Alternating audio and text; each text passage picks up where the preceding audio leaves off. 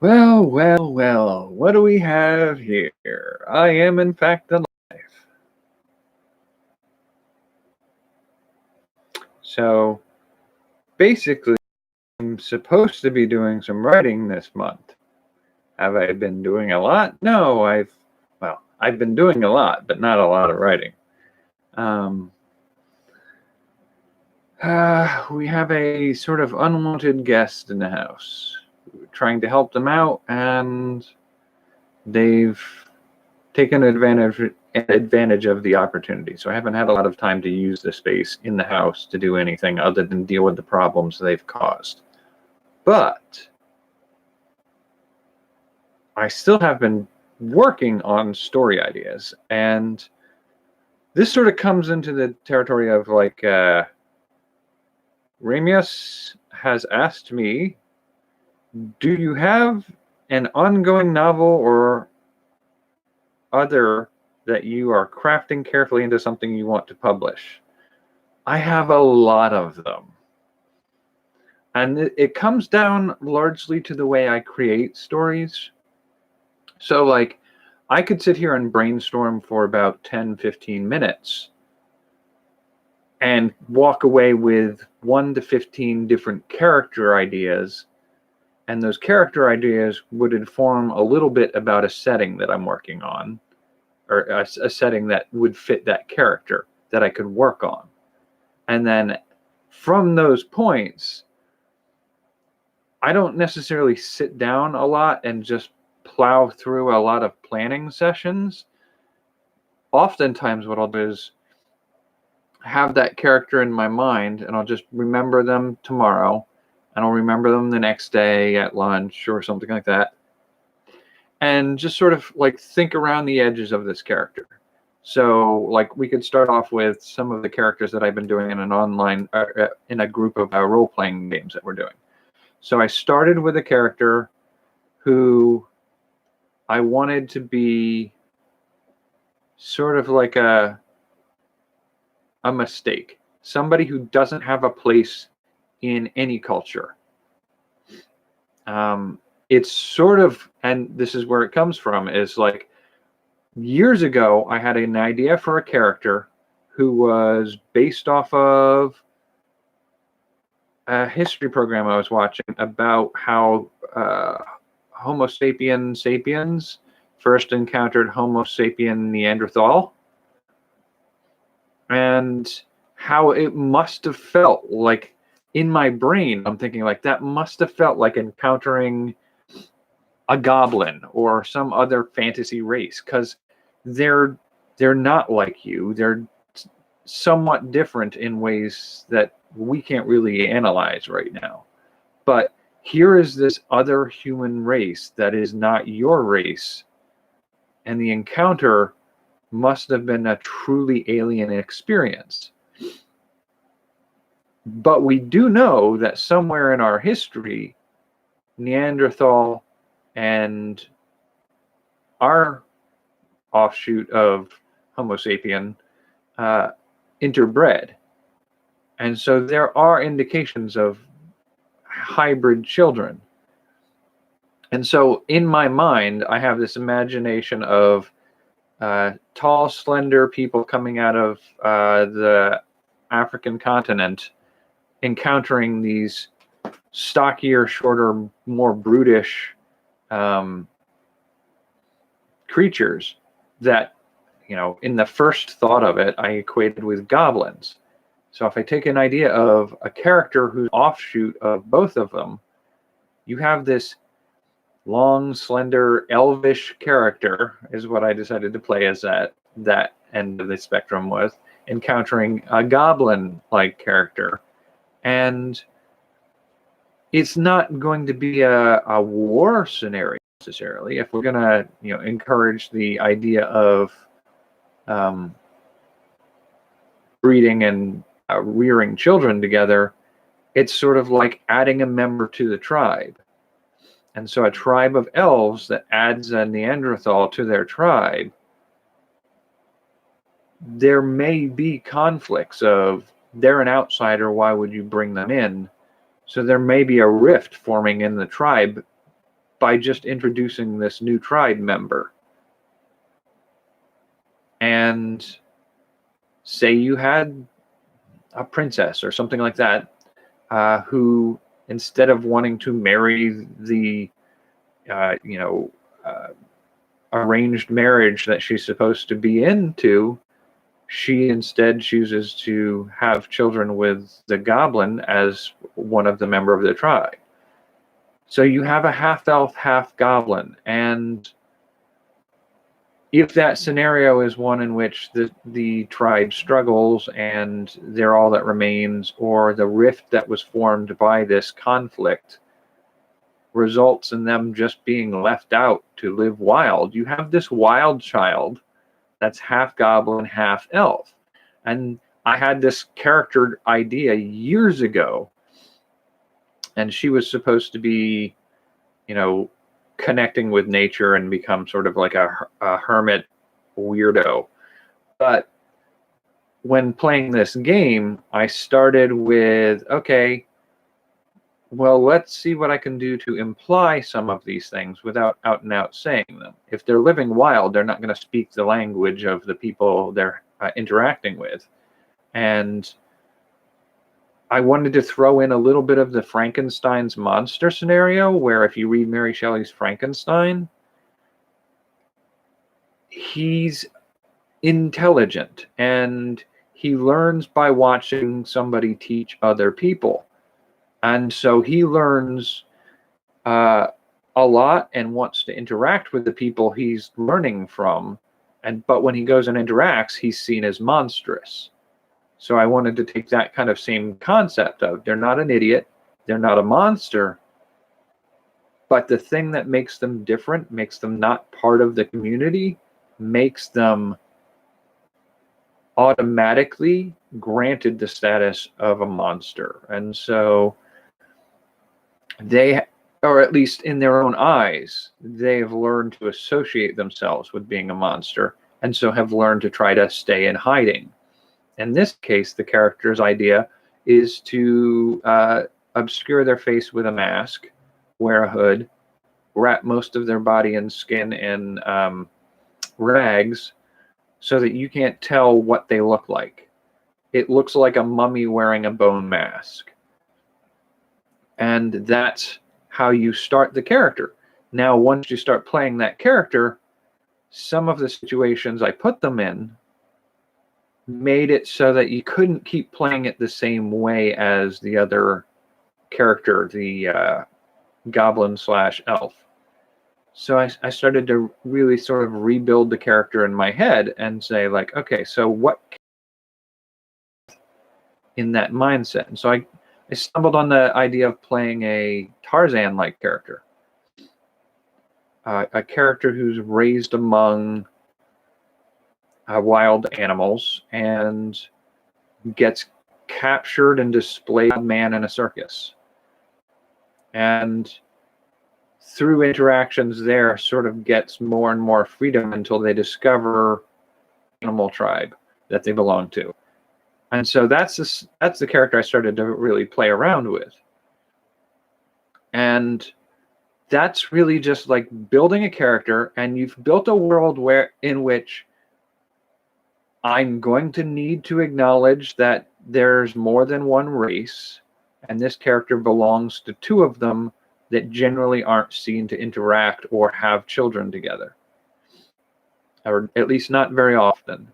And their interaction is likely to be in a situation where the outcome of the circumstances they were born into is being roughly an orphan and learning to associate themselves as being wrong in the world that they interact with.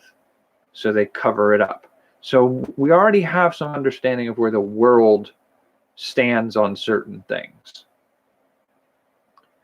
Then it becomes like, when I say I play around the edges of a story like that, I'll take a look at the concept of like, okay, so we know that they're supposed to be raised by sort of wild animals.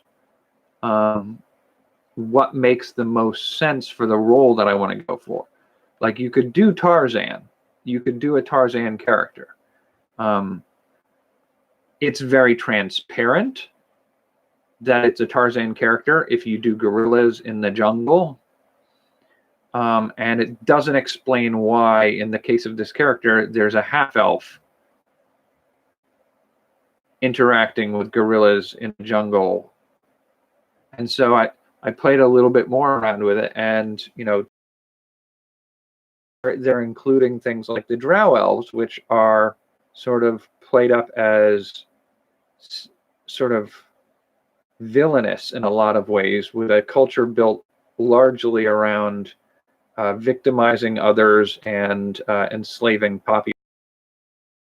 So that brings to a question of, like, maybe the parent unstable. Why do you do this to me? Anyway, so if you have a drow, then it's entirely possible that the creatures that the character ultimately ends up being raised by are sort of imprisoned or caged or enslaved animal beings. And so now you've got the question of, like, okay, so why would they be raised by? And it's just like you're picking at the edges. Like, why is this the case about the character? What part of the world makes that make sense?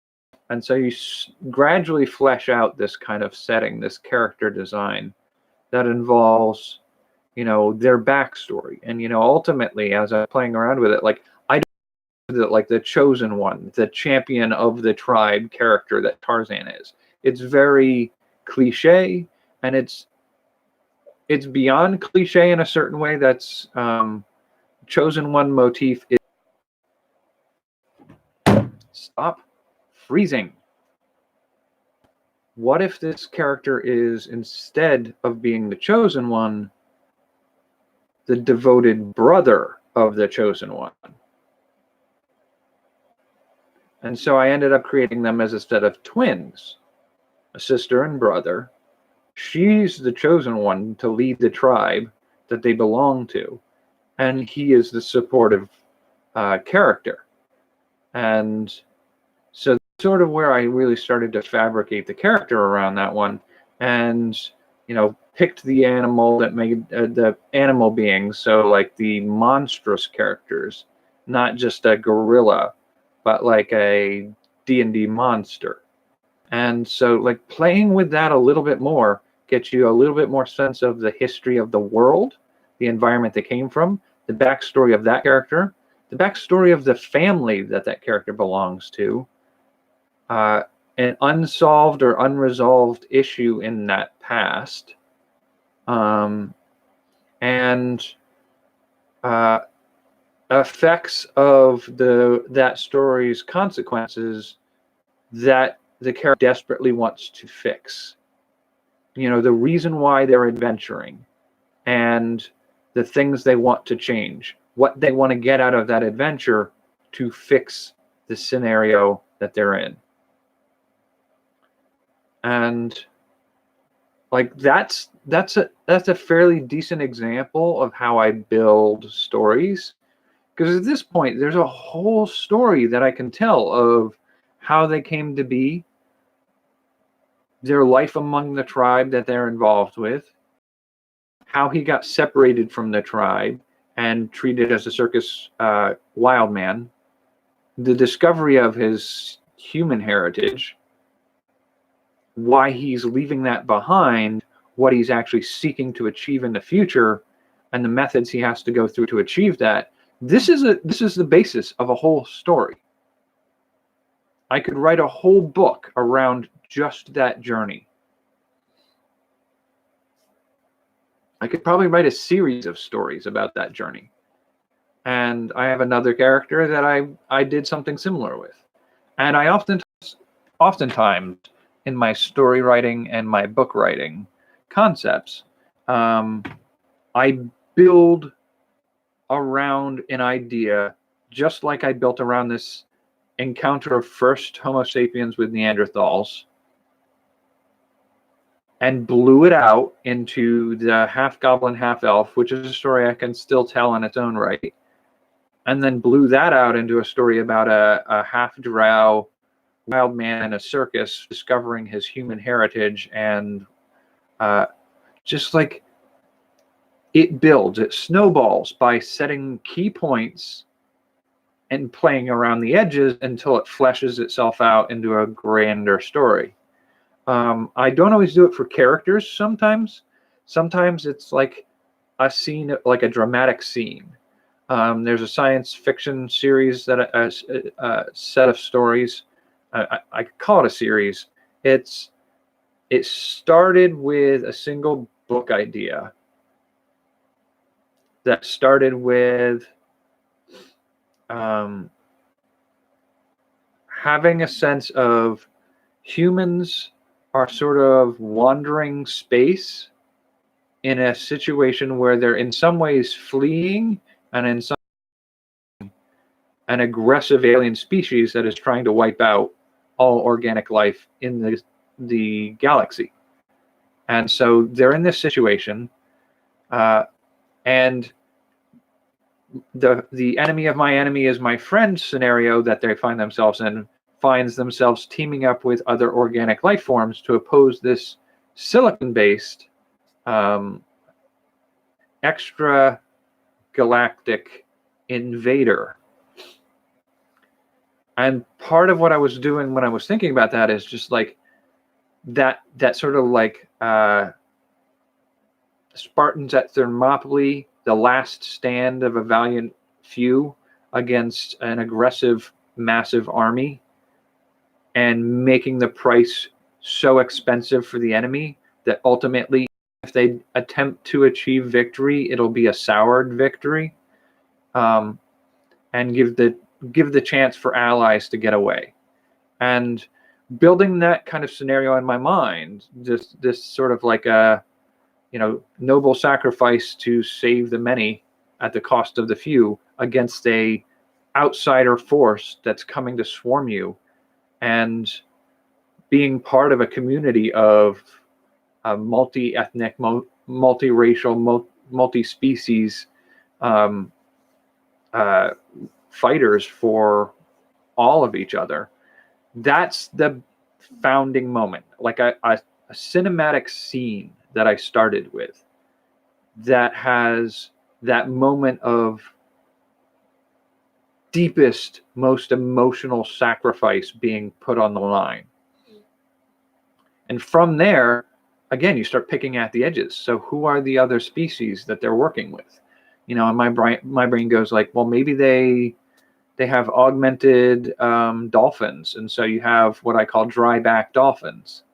You have a species that is insectile and really good with computers. You have a species that had its first first contact situation with humanity is the first contact we had with an extraterrestrial species, and they're fleeing attacks further away, and they're the first sign that we have to be aware of that things are going south all the way out there, and we need to work together. And so there's like this camaraderie. It's sort of like tribes absorbing each other and fleeing from the conflict. And so based off of that idea, a whole novel started to form. And the scenario of who are the characters? Who's the one that's going to make the big sacrifice? Why did they do it? What are the connections to the other members in the story of different species? An insect-based, adaptive first contact species that actually, looking at that character, one or two of those characters, have an idea of one of them having been adopted and raised as a sister to a human woman. So you have a human and I call them Medusans, raised as sisters. So you have this, like, okay, so these are more characters. And, how do these species work?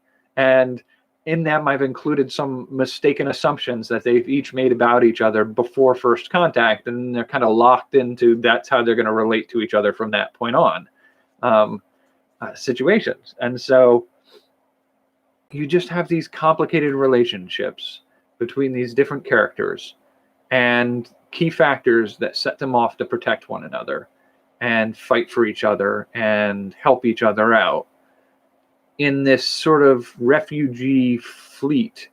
But at the same time, periodically making strikes against the enemy to try to seize territory back from them. So you have these like back and forth, and so you're building the story of the events that they're involved in, the relationships between characters, and it just fleshes itself out further and further. So eventually, I end up with this whole novel outline for this story. But there's so much; it's such a rich concept. Like, what was the first contact with the insect species like? The medusans, the insects, the dryback dolphins.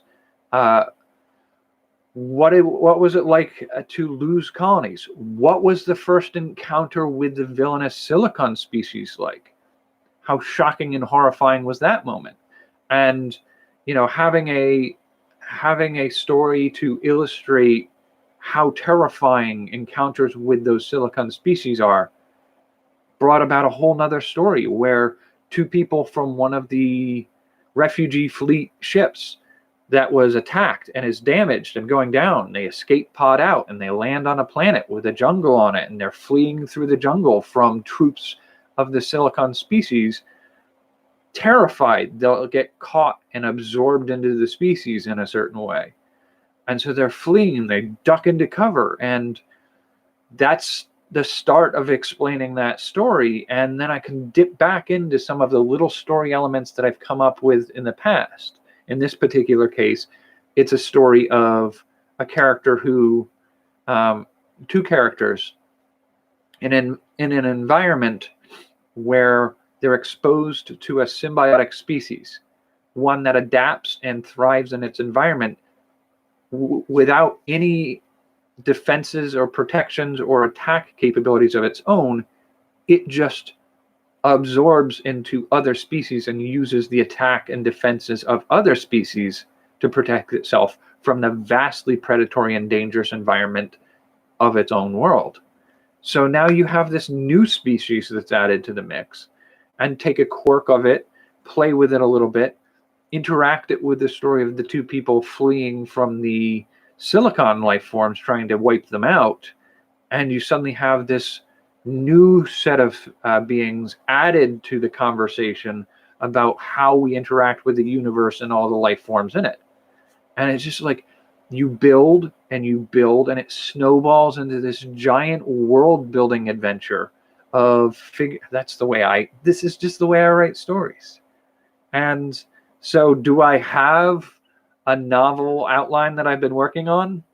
I have hundreds of novel outlines that I've been working on. And even to this day, some of the stories that I'm working on will have like the Spartan sacrifice story. Working title is Nevermore. Is like a starting point, and it introduces usable world building that lets you tack on other stories around the whole setting. What's the history of the hive species, the insect species that's a member of the Alliance? How do they work? And when you look at certain characters that we have, like the two hive insects that are a member of the unit in the Nevermore story with the sacrifice and the Spartan battle, there are two of them, and they're sort of in their own way orphaned because they're distinctly different. And that comes from a sort of eugenics approach that the hive mind uses. And it's part of that experiment in seeing, can you make eugenics in a species in a sympathetic way that doesn't make it okay? So these two are certain result of defective reproduction of their hive mother. Their hive mother is no longer allowed to reproduce because she's producing mutant strains, and they don't want to have mutant strains perpetuated. So they have to stop her from reproducing, and these are the last two, the mutants that were the instigating factor for cutting off her rights to reproduce.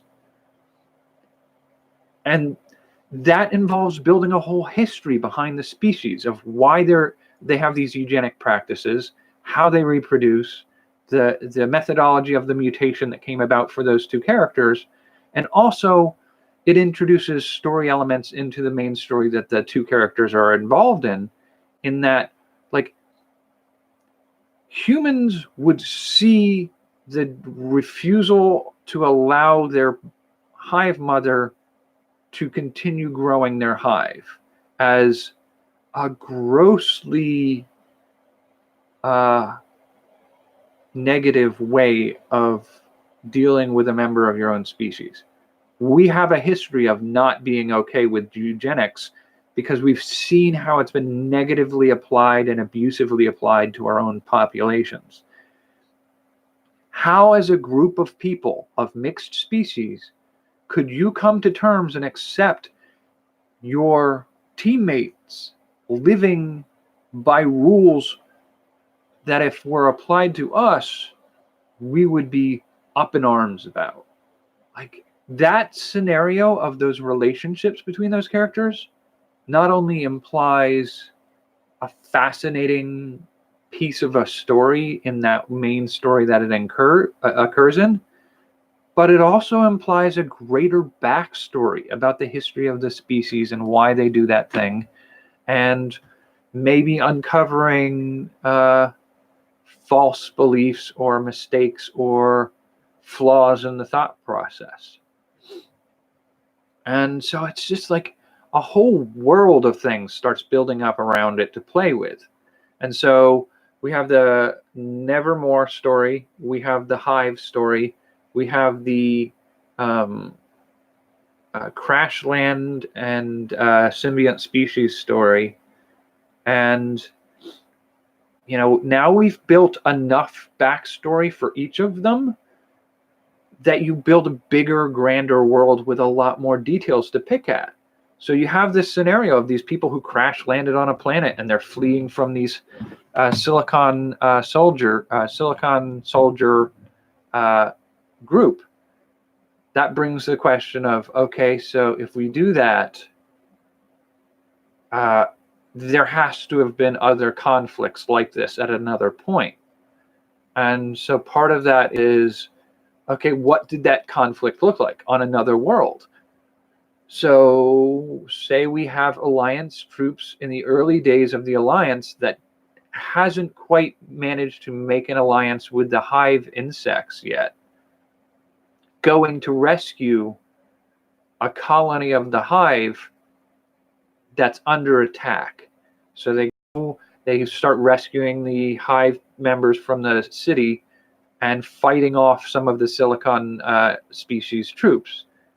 And the conflict that happens in that one, and the flight as their escape route and their means of defeating the Silicon life forms at that site, it's a whole world. You've got to flee to a pickup point that's got a protective barrier around it so that you aren't in danger of being wiped out by the remaining troops running through the jungles of the planet. So it's just sort of like that story becomes a story of its own. You have stories of like one of the characters of the group is a synthetic humanoid. So sort of think replicants like from Blade Runner. Taking that kind of character and figuring out, like, they've been emancipated in the story of Nevermore. But how did that come to be? Were AI and robots, slave labor at a certain point in our history, and at some point we came to realize the flaws in conducting that kind of domination and control? Like, what does that look like? Do robots even acknowledge the same requirements for freedom? Because with a robot, you have, and this is picking at the edges again, asking the questions that expand the story a little bit further. And so you start asking questions about, like, if you're a robot, you're born knowing your purpose in life. And your only motivations are the motivations given to you by your creator. So why would your creator give you the motivation to not want to serve your creator? You want to be a servant. But that's for created synthetic humanoids. What happens when the natural exploration of creating synthetic life leads to a point where we create a creator? So, like, a first generation robot wants to serve its master, and one of the masters of the robot species wants to uncover the nature of how minds form. And so they're using AI and robotics to explore that. And so in efforts to help its master, it looks at different ways to perpetuate a evolution, a generational, a evolving synthetic life form. If you do that, that's fine. Evolving life forms may still evolve to share the motivations of their original population. So generation 1 is built with ingrown motivations to serve mankind, and not like that Twilight Zone one, to serve mankind, but to actually assist and help human beings, and that's their known purpose in life. Generation 2 may very well inherit those things, but they are not programmed by a creator. That's just an inherited mindset. But they'll have some changes from generation 1. And when you have changes that happen like that, it's entirely possible to accrue a change that wants them to be able to set their own motivations. And once you have that, you have the eventuality of moving from a servant robot who is a creation and built to order to one who's born with a set of motivations that makes it so that they want to set their own motivations. Then you have to debate whether or not you're enslaving a sentient and sapient entity. And if you, that struggle, we've had it in the history of humanity before, in many locations around the world at many different times through history. The recognition of people who are considered other as having equal rights to us has always been a problem in humanity. And so there's going to be a struggle. There's potentially going to be a conflict around that. But in the storyline that I'm building here, that's a whole set of stories of different generations of robots and their relationships to humanity, and the eventual end line of that being, can you allow a sapient, self-aware, self-motivating artificial life form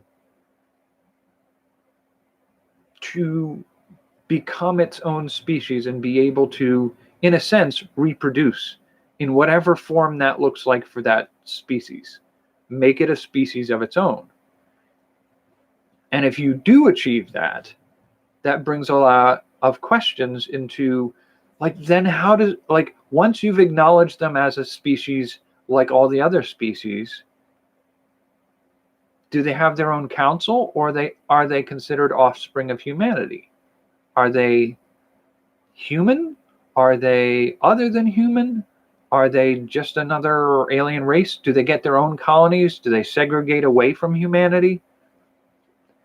And then how do you get one of them who wants to serve on a group of people, with a group of people, helping them in this rebellion against the invading silicons? Which then brings about the question, well, maybe these artificial beings are silicon in and of themselves. And then the question of why are the silicons trying to wipe out the carbon-based life forms, and how would they see a silicon life form helping the carbon-based life forms escape it's a whole different question. And it builds the universe, it builds the stories that can be told within that universe, and you build a greater playground in which to make worlds, make characters, make stories that explain more of what's been happening in the stories. So that entire setting, starting from that first science fiction story around Nevermore and fleshing out, at this point, I think I have like 13 or 14 very rough novel outlines that I'm working on. And the distinction Ramius makes the question of not a short story, but a full-fledged book. I rarely make the distinction because when I came up with Nevermore, there was never a page count or a word count involved with the idea. When I came up with that idea, it's about telling the story all the way through. It's not making it shorter or making it longer to fit a form. If that story turns out to be 72,000 words, which is shorter than most novels these days are, which usually run around 100,000 words, but it's longer than most novellas are, which usually runs about 40 to 45,000 words. And so, but there are books. I believe Ray Bradbury's first draft of Fahrenheit 451, 457, I always mix that up. That book was around 50,000 words. Treasure Island is rightly, these days, would rightly be called a novella. It's just not long enough to be considered a full novel. So, like, the classification for where I would make the cutoff, like, I don't consider where the numbers are going to be. Some of my stories will be short stories. Some of them will be full-fledged novels. Some of them will be weighty tomes. Like, I have some story ideas that are just going to be massively thick books. And then I have some books that are, like, one of the things that I've been working on for a while is doing some outlines for a book I'm calling Volksgeist.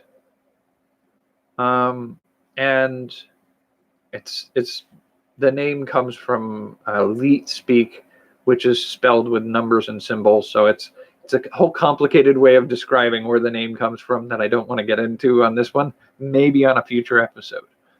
But when I came up with this idea for this one, it was originally discussing with other people that there was a discussion of whether or not old school cyberpunk fiction is our current world. Do we live in the cyberpunk future? And I would argue to a certain degree that yes, we do. But in that conversation, certain people said, like, yeah, but I don't do the same things as the heroes in a cyberpunk novel do. And my first response, and as rude as it may seem, was, it's because you're not the hero. Like, those stories are written from the perspective of a heroic character fighting a battle against all odds to achieve a victory scenario that all the other people that they pass in their daily lives have no clue is happening and have no control over. Every cyberpunk setting that you've ever seen, somebody walks through a store, gets a drink at a bar, gets new clothing at a counter at a buying location. Whatever they're doing, they pass the person who's stocking the shelf in the store. They get their drink from the bartender. Those people aren't running against AI incursions into a CorpSec security vault that holds the secret cure to a certain illness introduced through faulty nanotech augmentation. Like, none of that is on their radar. The guy at the bar, he's probably just worried about his ex-wife who's preventing him from seeing his kids. That's his whole story. And we are all living those stories right now. We have access to technology that would be rightly seen as cyberpunk technology. We have access to augmentation implants and prosthetic limbs. We have technology that contains more information in our hand than used to be available on a desktop computer. We live in a cyberpunk world. It just didn't show up the way we thought it would. And we're not the heroes of the story. So from our perspective, it looks different. And so taking that story concept, I wanted to write the story of the stock boy and the bartender and, things like that. And then I got to thinking, like, okay, so if I wrote a bunch of stories about a cyberpunk world from the perspective of those people, what would that look like? And then I got to playing around with the name of it, and I wanted all the stories to take place in the same chunk of time. So a set of stories all taking place at the same time in the same city from different people's perspectives. And then I had the idea of, what if those stories interconnect in ways that weave them together into a greater whole?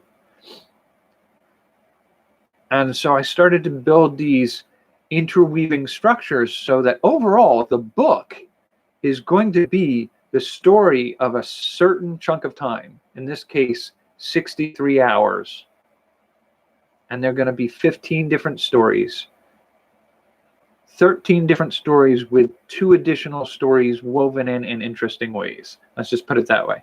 So you have these interwoven stories.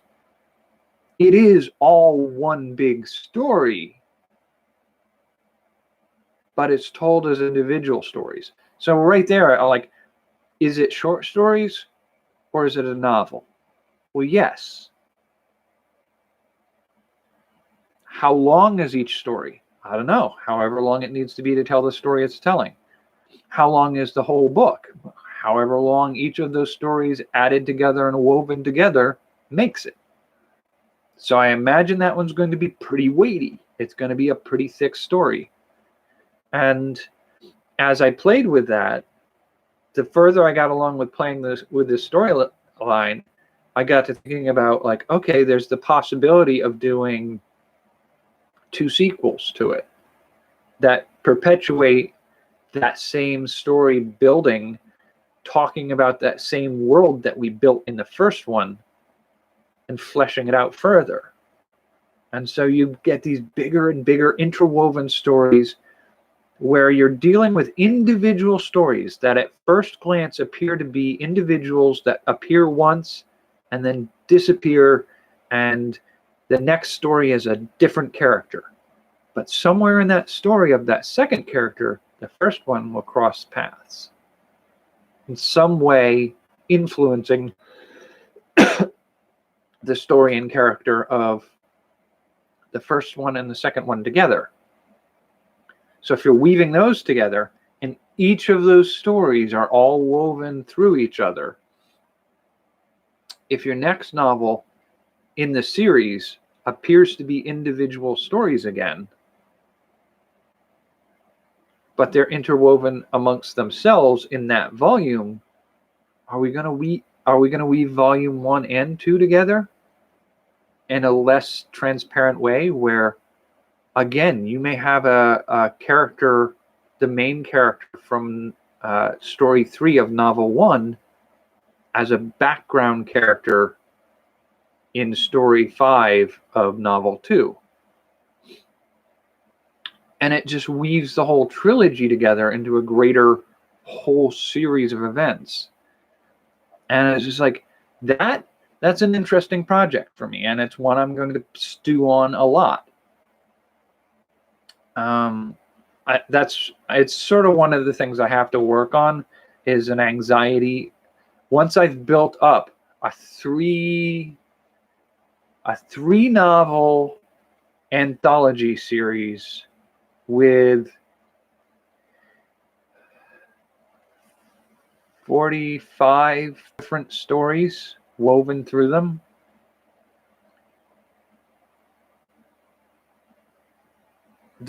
Once you've built something to that size and volume, it becomes easy to be scared of messing them up. And so you'll dabble with it. You'll write a little bit. You'll square away a little bit. And then, I don't know if that's good enough. I should go back and fix that and change it.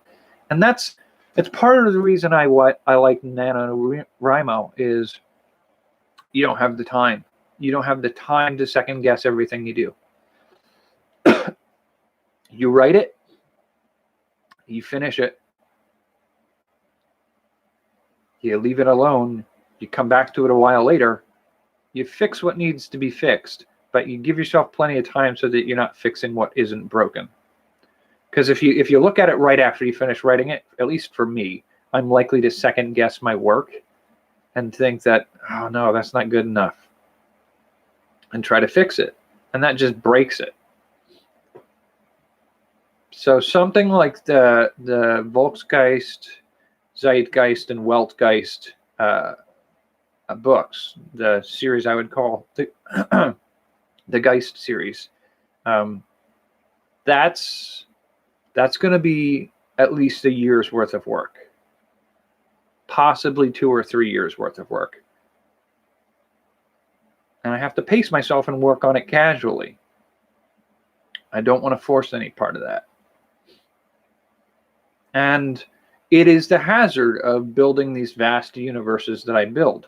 But I've got story outlines through hundreds of stories in different settings, fantasy, science fiction, predominant.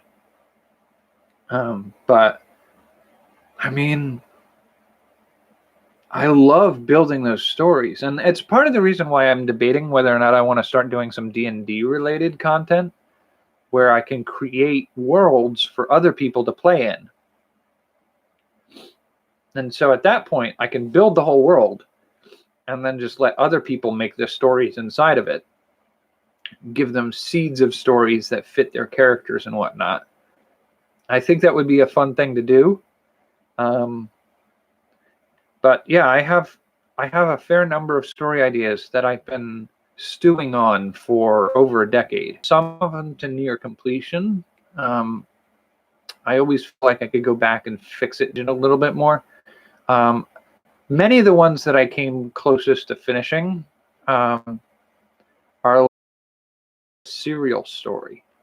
So I was writing a script at one point for a graphic novel series, a very anime style graphic novel series. Actually, a couple of them, honestly. 2, maybe 3 graphic novel series. Wait, I have the Shaping Pools, I have the Shadows Cast, and I have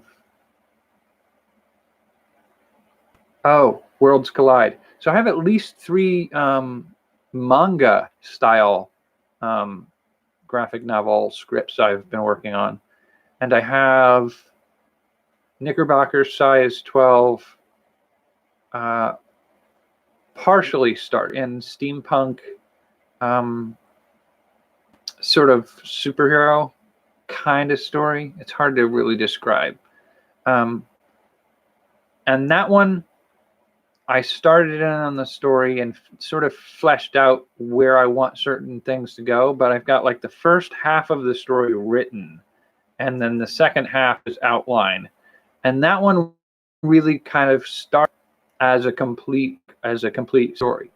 Whereas Shadows Cast, which is a working title, and it's actually a title I've used for a different story that I'm working on at the same time, totally different meanings.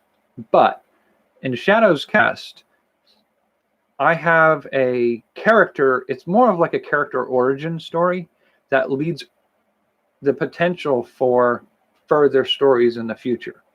Same thing with Shaping Pools, which is a story that is literally more of how you start an adventure for characters. It's the call to adventure. Simple characters on a field trip, fall through a portal, end up in a place, get their shape changed, become somebody they weren't before, trapped in a distant land, in a different part of the galaxy and want to find their way home and find a cure for their condition. That is the whole of that script that I worked on. It's prime for adding more stories on as a serial adventure. It's a very Star Trek kind of story. The Shadows cast is sort of like the origin of somebody with unique abilities changed by something, and who they become and what they're doing with their circumstances after that. So those three are Worlds Collide. Yeah. The Worlds Collide one is setting somebody up for a massive, long serial story. I've written the first chapter of it. And I kind of want to find artists for those. I've done something similar for non-script writing, where I've started or at least half finished a story that should be a self-contained story, but oftentimes my stories tend to link together. That's why a couple months ago, when I was working on some of these projects, some of the writing projects for like Goblin's Daughter, it was that epiphany moment when I realized this fits here, this fits there, and it changes a lot of the stories in little ways. It still preserves the core that I built the story around, just like the science fiction story where I started with the sacrifice in Nevermore. That situation remains the same. But when I start bringing in other stories and connecting them together, some of the edge pieces need to be changed to fit together right. But that's a huge hurdle. And I'm always fascinated when I see things clicking together like that. And I go, oh, I've built this massive universe that fits together in this intricate and amazing way. And it's like, I would love to be able to script out just that universe while I work on stories to tell the stories individually. I'd love to be able to build out the whole universe as a place that other people could tell stories in and play games in. And so that's sort of where that's how I write. That's how I work. I know not everybody works that way. But that's a very long-winded answer to a couple of questions, and there's more in this response. So hopefully you got some answers there. So I guess the long story short version of this, too long didn't read, TLDR, version of the answer to this is, yes, I do have stories that I'm looking to publish. Some are short stories, some are likely novels, some of them are series. And I'm hoping to get both the time and the courage to just start banging them out, because I think they're worth telling and I want to tell them. Time is a little bit of a hurdle right now, but I'm trying to work on some very simple one-shot stories right now. Simply because you set yourself, it's one of those other tricks that you can do as a creator, is set yourself an easier task so that you can get the victory from that easier task to prop you up to go into harder tasks.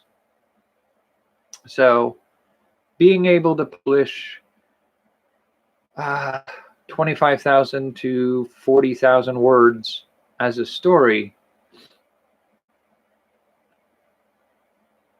through Kindle publishing or something like that would feel good enough to encourage me to continue playing at writing those bigger works. And I don't have to write the entirety of the sci-fi timeline built around Nevermore in one go. my biggest fear on that front is that I will be starting to write that series, and 3 books in, I'll realize a change I want to make to the rest of the story arc that breaks what's been established in the first 3 books.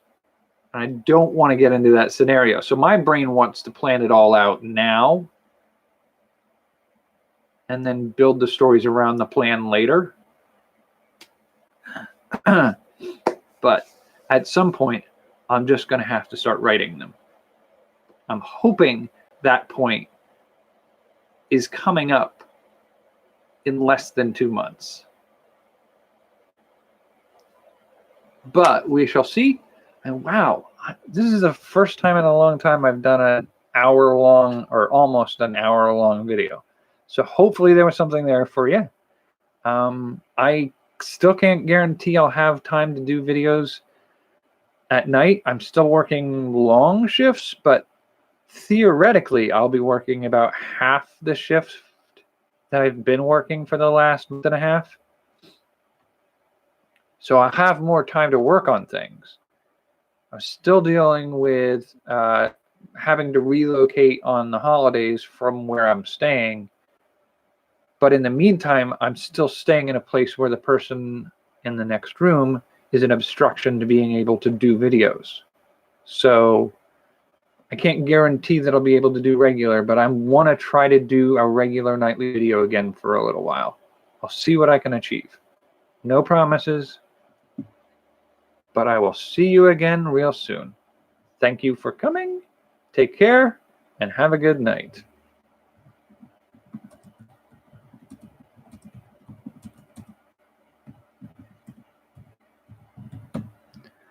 Da-da.